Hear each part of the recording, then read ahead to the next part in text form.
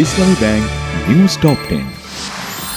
যুক্তরাষ্ট্রের নয়া শুল্ক আরোপ নিয়ে সন্ধ্যা 7:30টায় জরুরি বৈঠক ডেকেছেন প্রধান উপদেষ্টা ডক্টর মোহাম্মদ ইউনূস। উপদেষ্টারা ছাড়াও অর্থনীতিবিদ সহ সংশ্লিষ্টরা যোগ দেবেন বৈঠকে। ডোনাল্ড ট্রাম্পের শুল্ক আরোপের পর পাল্টা পদক্ষেপ চীনের। মার্কিন সব পণ্যের উপর অতিরিক্ত 34% শুল্ক আরোপের ঘোষণা। ঈদ শেষে রাজধানীতে ফিরছে ঘরে ফেরা মানুষ। আজ শনিবার ছুটির শেষ দিনে বাস, রেল স্টেশন ও লঞ্চ টার্মিনালে ভিড়। স্বরাষ্ট্র উপদেষ্টা মোহাম্মদ জাহাঙ্গীর আলম চৌধুরী বলেছেন, বাংলাদেশের মতো সাম্প্রদায়িক সম্প্রীতি অন্য কোথাও নেই। এখানে সব ধর্মের মানুষ নির্বিঘ্নে ধর্ম পালন করছেন।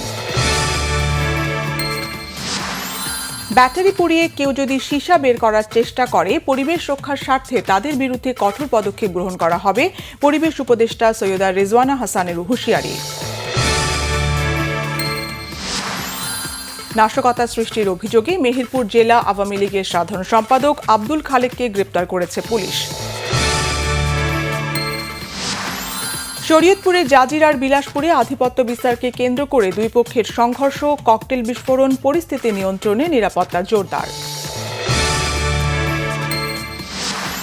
চট্টগ্রামের পতেঙ্গা বিমানবন্দর সড়কের সামনে থেকে 1 কেজি 150 গ্রাম স্বর্ণালংকার, বিপুল পরিমাণ বিদেশি সিগারেট সহ 4 চোরা কারবারি আটক। শুক্রবার ভোর থেকে ফিলিস্তিনের গাজা ভূখণ্ডে হামলা চালিয়ে 38 ফিলিস্তিনিকে হত্যা করেছে ইসরায়েলি বাহিনী। আহত হয়েছে আরও 287 জন।